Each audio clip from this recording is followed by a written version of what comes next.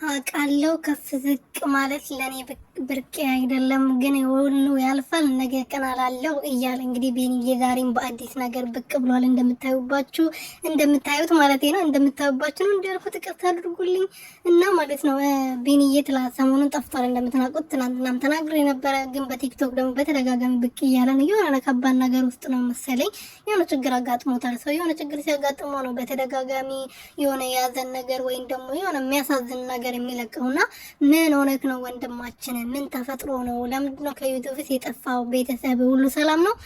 ሰላም ቤተሰብ እንዴት ናችሁ? ደህና ናችሁ ወይ? እኔ ያለው እግዚአብሔር ይመስገን። ሰላማችሁ በዚህ ትርፍርፍ ይበልልኝ።